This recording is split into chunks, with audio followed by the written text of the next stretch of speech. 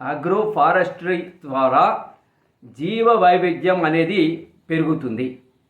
జీవ వైవిధ్యం అంటే వివిధ రకాలు అయినటువంటి మొక్కలు, కీటకాలు మరియు పక్షులు, సూక్ష్మజీవులు, వివిధ రకాలైన జంతుజాలాలు ఉండటాన్ని మనము జీవ వైవిధ్యంగా మనము చెప్పవచ్చును. అయితే ఇప్పుడు పెరుగుతున్న జనాభాతో పాటుగా జీవ వైవిధ్యం అనేది నశించిపోతుంది.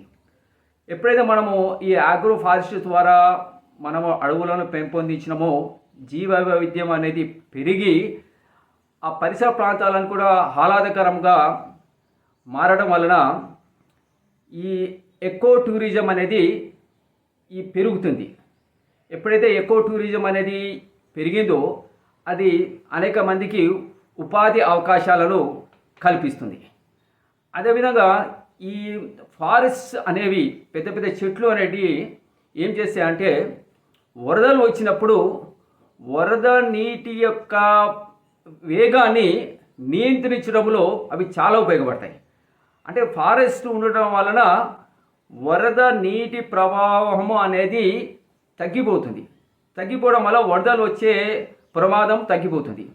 మరియు ఈ ఎప్పుడైతే వరద నీటి ప్రవాహం తగ్గిపోయిందో భూమి లోపల ఇంకిపోయేటటువంటి నీటి యొక్క పరిమాణం కూడా పెరిగి భూమిలో భూగర్భ జలాల యొక్క పరిమాణం కూడా పెరుగుతుంది.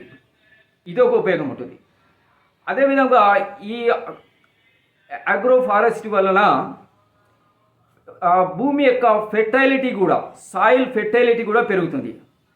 ఇప్పుడు సాయిల్ ఫెర్టైలిటీ ఎలా పెరుగుతుందంటే ఈ మొక్కలు జంతుజాలాలు ఏవైతే ఆ భూమిలో చనిపోయి అవి కులికృషించిపోవడం వల్ల అది మన యొక్క ఈ భూమి యొక్క ఈ ఫెర్టైలిటీ అనేది పెరుగుతుంది. ఇప్పుడు మా భూమి ఫెర్టైలిటీ లేకపోవడం వల్ల మనము అధికంగా ఈ కెమికల్ ఫెర్టిలైజర్స్ వాడుతున్నాం. కానీ ఎప్పుడైతే ఈ ఆగ్రో ఫారెస్ట్ని మనము పెంపొందిస్తామో అప్పుడు భూమి యొక్క ఫెర్టిలిటీ అనేది పెరుగుతుంది. అదేవిధంగా ఇప్పుడు ప్రపంచంలో అతిపెద్ద సమస్య అయినటువంటి వాతావరణ మార్పులు అనేది వాతావరణంలో కార్బన్ డయాక్సైడ్ యొక్క పరిమాణం పెరగడం వల్ల జరుగుతుంది. ఈ కార్బన్ డయాక్సైడ్ పరిమాణము తగ్గించాలి అంటే ఈ చెట్లు మాత్రమే ఈ కార్బన్ డయాక్సైడ్ యొక్క పరిమాణమును వాతావరణంలో తగ్గించగలవు. తద్వారా ఈ గ్లోబల్ వార్మింగ్, ఈ వాతావరణ మార్పులు అనేవి ఈ ఆగ్రో ఫారెస్ట్ ద్వారా మనము నివారించగలుగుతాము.